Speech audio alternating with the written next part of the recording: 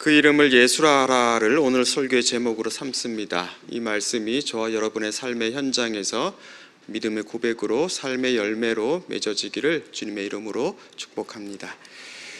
천사 가브리엘로부터 은혜를 받은 자여 주께서 너와 함께 하시도다 라는 말을 들은 마리아는 놀라서 그 말을 선뜻 받아들이지를 못했습니다. 이런 인사가 어찌함인가 라고 생각했다고 하죠. 그런 마리아에게 천사가 이렇게 말합니다. 30절입니다. 천사가 이르되 마리아여 무서워하지 말라. 내가 하나님께 은혜를 입었느니라. 여러분, 그런데 조금 이상하다는 생각이 들진 않으십니까? 천사는 자신이 했던 그 말을 그대로 또다시 한번 반복하고 있기 때문입니다. 28절을 보시면 28절과 방금 이 30절 말씀은 사실 똑같은 내용의 반복입니다. 내가 은혜를 받았다는 말에 놀라서 그 말이 무슨 뜻인가 고민 중인 사람한테 또 같은 말을 하고 있다는 건 어딘가 자연스러워 보이지는 않습니다. 그러면서도 우리는 이 같은 천사의 말에서 하나님께 은혜를 입었다는 말이 도대체 무슨 말인지를 생각할 수밖에 없습니다. 왜 천사는 이 같은 말을 반복하고 있는지, 또 하나님이 마리아에게 베푸신 은혜가 어떠한 것인지에 대해서 말입니다. 여러분, 은혜가 무엇입니까? 여러 가지로 말할 수 있겠지만 우리는 지난 주일 은혜란 28절 말씀에 기록된 바와 같이 주께서 너와 함께 하는 것이라 했습니다. 주님이 우리와 함께 하시는 것, 그것이 곧 은혜입니다. 여러분은 주님께서 여러분과 함께 하신다고 믿고 고백하고 계십니까? 그렇게 믿고 있습니까? 그렇다면 하나님은 어떤 식으로 우리와 함께 하실까요? 그리고 하나님의 함께 하심, 그 은혜를 믿고 신뢰한다는 건 무엇을 의미하는 걸까요? 오늘 이 본문의 이야기는 바로 그와 같은 질문을 우리에게 던지고 있습니다. 그리고 넌지시 그 대답을 우리에게 알려주고 있습니다. 이 천사와 마리아와의 대화에서 우리가 주목해야 할 게 있습니다. 그건 바로 아직 일어나지 않은 일에 대해서 천사가 앞서 말하고 있다는 사실입니다. 물론 이건 천사를 통해서 하나님께서 마리아에게 말씀하시는 겁니다. 다시 말해 하나님은 아직 벌어지지도 않은 일, 혹은 전혀 징조도 없는 일을 말씀하신다는 걸 우리는 주목할 필요가 있습니다. 마리아가 잉태하여 아들을 낳았다 하죠? 아직은 잉태한 게 아닙니다. 태중에 생명이 있지도 않습니다. 그런데 하나님은 잉태하여 아들을 낳을 거라 하십니다. 그걸로 그치지 않지요? 그 이름까지 말씀하십니다. 그 이름을 예수라 하라. 딱 정해 주시죠? 앞서가도 너무 앞서가시는 것 같습니다. 마리아 입장이라면 어떻습니까? 이게 대체 무슨 얘기인가 싶을 수밖에 없습니다. 아무 근거도 아무 이유도 없이 갑자기 내가 임신을 한다고 하시고 아들을 낳을 것이고 그 아기의 이름을 예수라 하라는 건 보통 사람들이라면 그냥 가만히 받아들이기가 어렵습니다. 오늘 본문만 보면 이건 대화가 아니라 사실은 지극히 일방적인 통보에 가깝습니다. 마리아는 갑자기 나타난 천사를 통해 전혀 믿기지도 또 잘 이해가 가지도 않는 말을 듣고 있는 그런 상황인 거죠. 그런데 여러분, 하나님께서 대개 우리에게 하시는 말씀이 그와 같습니다. 하나님은 앞선 일을 말씀하십니다. 이미 일어난 일에 대해 캐묻고 따지시지 않습니다. 이미 일어난 일들, 물론 하나님은 해결되지 않는 문제의 심각성을 우리에게 말씀해 주시기는 합니다. 그런데 성경을 가만히 보면 어떻습니까? 하나님이 과거의 문제, 허물을 들추시고 그 잘잘못을 가려내시는 이유가 어디에 있습니까? 그건 이 사람이, 이 백성, 이 나라가 여기에 머물지 않고 더 앞으로 나아갈 수 있게 하려 함입니다. 하나님이 앞선 일을 말씀하신다는 것이 마리아가 지금 느끼고 있는 것처럼 실은 우리에게도 때때로 버겁고 용납하기 힘든 일일 때가 분명 있습니다. 왜 그 일이 버겁고 용납하기가 어렵습니까? 그건 바로 이해를 넘어선 믿음을 우리에게 요구하고 있기 때문입니다. 이해를 넘어선 믿음. 이건 참 보통의 문제가 아닙니다. 오해하지 마십시오. 맹목적인 신앙을 하나님께서 우리에게 요구하신다는 게 아닙니다. 몸에 병이 났습니다. 그러나 하나님이 나를 사랑하시니까 고쳐주실 거야 라고 하며 약도 먹지 않고 병원에 가보지도 않는 건 맹목적인 신앙입니다. 그건 이성을 잃은 신앙이고, 그건 분별력을 잃어버린 믿음이고, 하나님은 그런 믿음을 우리에게 요구하시지 않습니다. 이해를 넘어선 믿음이란 건 다른 말로 하면 우리의 이해를 통과해낸 믿음입니다. 그럼으로써 내 생각과 내 경험, 내 분별력, 내 사고력보다 하나님이 더 크시고 믿을만하다고 믿는 것이 바로 이해를 넘어선 믿음입니다. 바로 이 믿음이야말로 우리가 알고 있는 모든 믿음의 조상들이 갖고 있었던 바로 그 믿음입니다. 하나님이 우리에게 요구하는 것이 바로 이 믿음입니다. 그런데 여러분 어떻습니까? 하나님은 우리에게 정말 아무 근거도 없이 아무것도 보여주지 않고 믿음을 그냥 요구하시던가요? 아니요, 그렇지 않죠. 앞서 행하시는 하나님, 우리가 전혀 모르는 앞선 일을 말씀하시는 하나님을 어떻게 우리가 믿고 따라갈 수 있었습니까? 그건 하나님이 우리가 신뢰할 만한 일들을 이미 우리 안에서 행해 주셨기 때문입니다. 다시 말해 하나님이 분명 우리와 함께 하셨지, 그렇기에 앞으로도 함께 하실 거야 라는 믿음이 있기 때문에 우리는 그분을 믿고 따라갈 수 있는 겁니다. 하나님이 우리와 함께 하셨고 그렇기에 앞으로도 함께 하실 거라고 말할 수 있는 바로 그 하나님의 함께 하심이 뭐라고 했습니까? 누가는 이것을 가리켜 은혜라고 말했다 하지 않습니까? 은혜를 받은 자여 네가 하나님께 은혜를 입었다는 건 전혀 근거 없는 말이 아니라는 겁니다. 저와 여러분 역시 그 은혜를 알고 있고 또 믿고 있습니다. 하나님의 그 함께 하심의 경험, 그 경험을 우린 모두 다 가지고 있고 또 그 기억이 오늘 우리를 새로운 믿음의 길로 인도해 주는 겁니다. 그런데 그 믿음을 방해하는 것이 있습니다. 하나님이 함께 하고 계시다는 걸 믿지 못하게 만드는 게 분명히 있다는 겁니다. 여러분, 그게 무엇입니까? 그게 바로 죄라는 것입니다. 죄하면 생각나는 일이 한 가지 있습니다. 제가 새가족 부서를 섬길 때 일입니다. 새가족 부서를 담당하다 보니 교인으로 등록하는 모든 지체들을 가장 먼저 만나는 사람이 저였습니다. 제가 가장 그들을 먼저 뵙고 안내하게 되는데요. 한 번은 80대 초반 정도 되시는 여성분이 오셨습니다. 나이가 많으시기 때문에 잘 들으시지도 못하고, 그렇다 보니 뭔가 좀 여쭤보면 자꾸 좀 다른 대답을 하시는 그런 분이셨습니다. 등록하신 새가족 몇 분들과 함께 새가족 교육을 진행합니다. 죄와 구원이란 주제를 나누었습니다. 제가 거기 계신 분들께 여러분, 죄가 뭘까요? 라고 이렇게 물었습니다. 그러자 그분께서 대답을 하신 게 아직도 제 기억에서 지워지지를 않습니다. 잘 듣지를 못하셔서, 그래서 평소엔 엉뚱한 대답을 하시던 그분께서 그 질문에 이렇게 대답하십니다. 죄요? 죄는 무질서지요. 질서가 없어지는 거, 혼란스러워지는 거. 그렇게 답하셨습니다. 그분은 교회를 거의 나와 보신 적이 없는, 그야말로 우리가 보통 말하는 소위 생짜배기 교인이셨습니다. 그러나 그 대답은 전곡을 찌르는 답변이었습니다. 무질서해지는 것, 혼란을 만들어내는 것은 그야말로 죄의 핵심적인 속성이 아닐 수 없기 때문입니다. 여러분, 이제 처음 신앙의 길을 걷기 시작한 분에게서 그런 답이 나왔다는 건 무엇을 우리에게 보여주는 겁니까? 죄라는 것이 우리 사람들, 우리 인간, 기독교인이든 그렇지 않든 모든 사람에게 엄청난 힘을 미치고 있다는 걸 말해주는 겁니다. 죄를 통해서 인간은 무질서, 혼돈, 혼란을 경험합니다.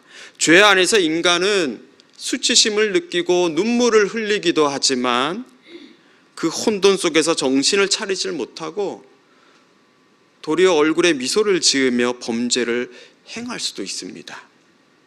총체적인 무질서, 총체적인 혼돈과 혼란의 상황을 죄는 계속해서 만들어냅니다.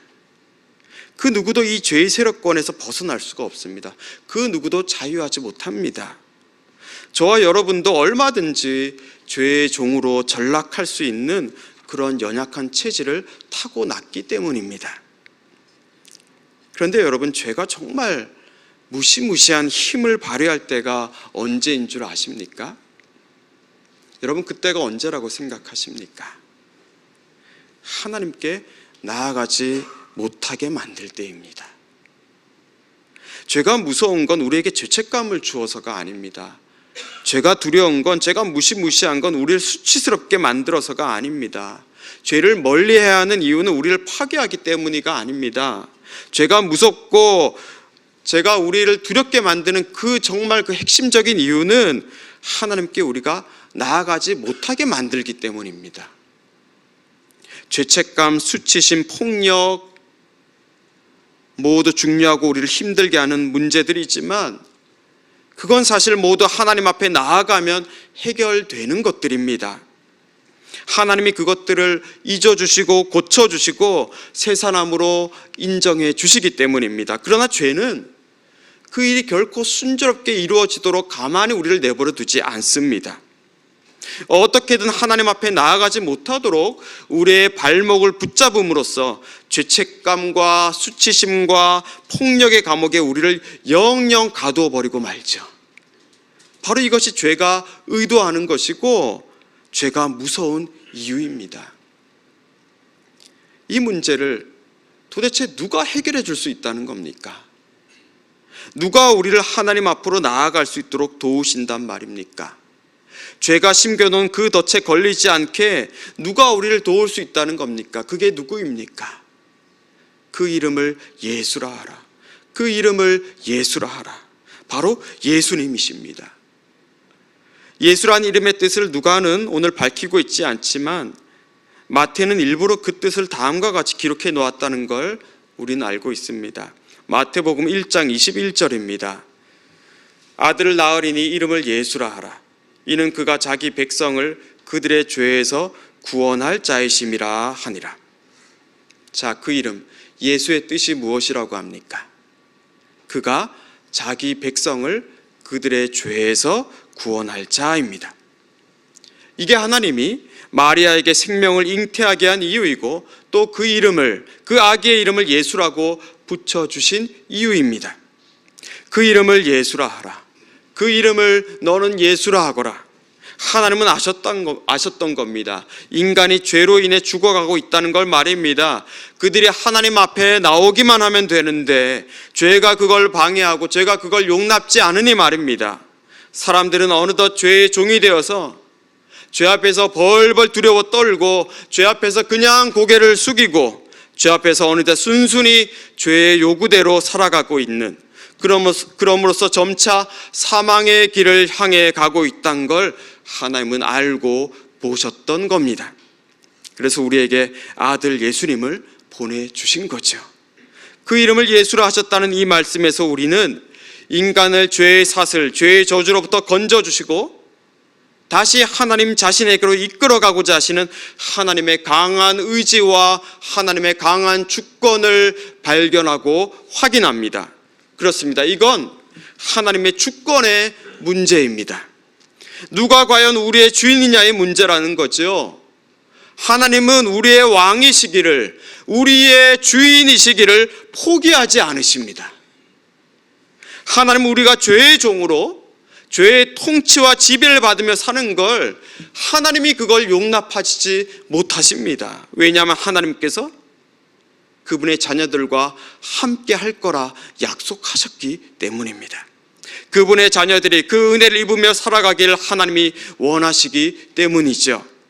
그러한 하나님의 계획과 하나님의 바람이 이 죄의 세력으로 인해 망가지고 중단되는 걸 하나님은 용납하시지 않습니다. 이를 우리는 32절 말씀에서 확인할 수 있죠. 그가 큰 자가 되고 지극히 높으신 이의 아들이라 일컬어질 것이요 주 하나님께서 그 조상 다윗의 왕위를 그에게 주시리니. 여러분, 예수라는 이 아기가 어떻게 된다고 하십니까? 큰 자가 되고 지극히 높으시니, 즉 하나님의 아들로 불릴 것이라 하시죠. 그리고 그에게 그 조상 다윗의 왕위를 주시겠다고 말씀하십니다. 우리를 죄에서 구원하실 예수님께서 왕권을 지니신다는 겁니다. 우리를 다스리시고 끌어가시고 인도하시고 우리에게 분명한 영향을 주신다는 거죠. 여러분, 바로 그런 점에서 우리의 삶이라는 것은 누군가가 표현한 것처럼 믿음의 싸움입니다. 그런데 어떤 믿음의 싸움입니까? 누가 내 인생, 누가 나의 주인이냐라는 것을 드러내는 싸움입니다. 누가 나의 왕인지, 누가 나를 다스리고 있고 나는 누구의 명에 따라 살아가고 있느냐의 싸움, 바로 이것이 믿음의 싸움이고, 이 싸움을 다름 아닌 우리 하나님께서 또한 싸우고 계신 겁니다. 하나님은 예수님에게 어떤 왕위를 주겠다 하십니까? 그 조상 다윗의 왕위를 주신다 하시죠? 여러분, 이게 무슨 말입니까? 하나님은 일찍이 다윗에게 이와 동일한 약속의 말씀을 하신 적이 있습니다. 그 말씀을 지금 되풀이해서 마리아에게 하고 계신 겁니다. 사무엘하 7장 12절과 13절입니다. 내 수완이 차서 내 조상들과 함께 누울 때에 내가 내 몸에서 날 내 씨를 내 뒤에 세워 그의 나라를 견고하게 하리라. 그는 내 이름을 위하여 집을 건축할 것이요 나는 그의 나라 왕위를 영원히 견고하게 하리라. 하나님께서 다윗에게 이같이 약속하셨습니다. 뭐라고 하십니까? 다윗의 몸에서 날 씨, 내 후손을 세워 그의 나라를 견고하게 하겠다. 그 나라 왕위를 영원히 견고하게 하겠다 하셨죠. 자, 그런데 어떻습니까? 이스라엘 역사를 보면 다윗의 왕위가 어떻게 됩니까? 그 왕위가 영원합니까? 그렇지 않죠. 나라가 둘로 쪼개지고 결국 나라는 망하고 다른 나라의 속국이 되어버리고 말지 않습니까? 다윗의 왕위가 이어지기는커녕 다윗의 후손이 된 그 왕들 또한 눈이 뽑히고 온갖 수치를 다 당합니다. 하나님께서 다윗과 맺으신 그 약속이 헛것으로 다 돌아간 것 같습니다. 그러나 지금 하나님께서 이 여인 마리아에게, 예수라는 아이에게 그 조상 다윗의 왕위를 주신다는 건 여러분, 우리에게 뭘 말해주는 것입니까? 그렇게 끝나게 하지 않겠다는 것입니다. 약속을 반드시 지켜 행하시는 하나님, 그 약속을 이루시는 하나님, 그처럼 신실하신 하나님, 그래서 우리가 마침내 믿고 신뢰할 수 있는 하나님을 말해주는 것입니다. 33절에서 하나님은 영원히 야곱의 집을 왕으로 다스리겠다 하시죠. 그 나라, 그 하나님의 다스림, 하나님의 통치하심, 역사하심이 무궁할 거라 말씀하십니다.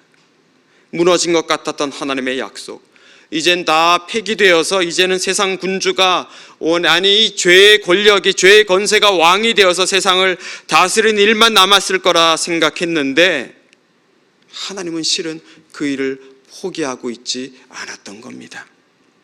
그걸 잊지 않으신 거죠. 결국 하나님은 가장 근본적인 무질서, 가장 근본적인 혼돈과 혼란의 세력인 죄와의 싸움을 선언하신 것이고, 아들 예수를 통해서 그 싸움을 이기시고 영원한 하나님 나라의 완성을 향해서 저와 여러분을 지금도 부르고 계십니다.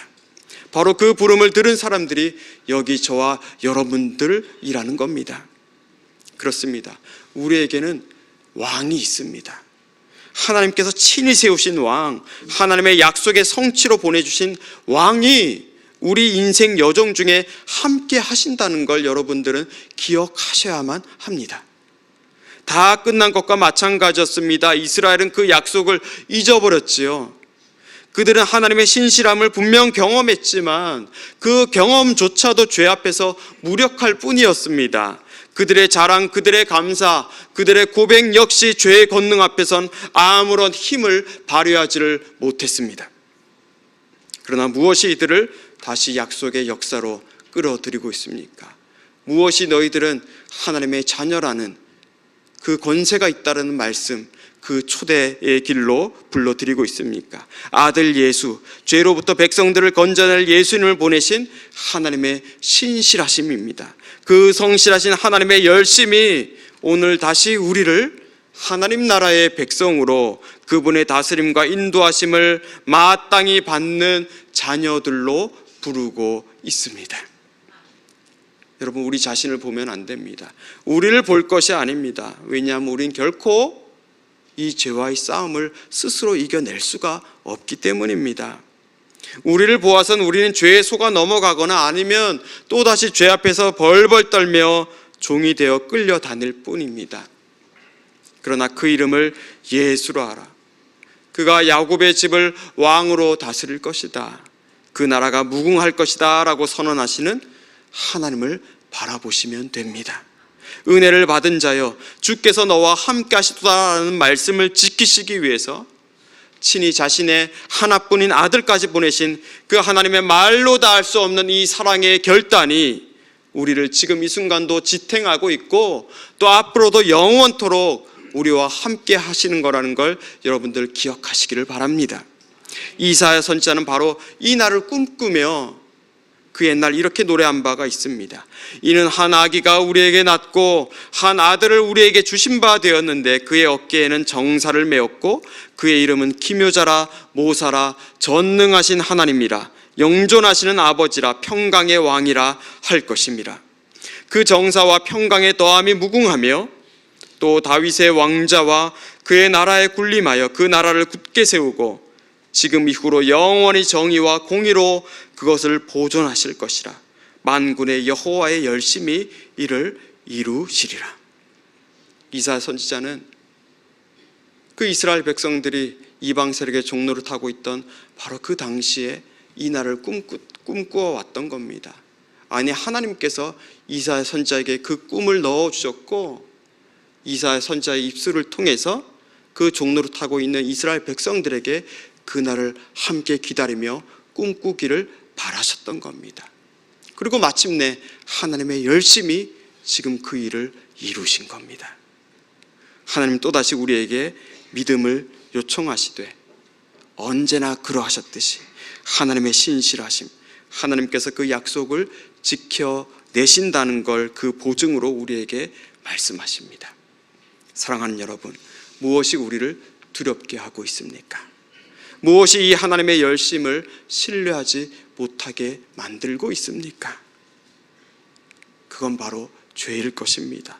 그것을 여러분 알아차리셨다면 그 이름을 예수라 하시며 죄와의 싸움을 선언하시고 그 싸움에서 이기셔서 지금 이 순간도 우리의 왕으로 우리와 함께하고 계신 하나님 앞에 나아가시길 바랍니다.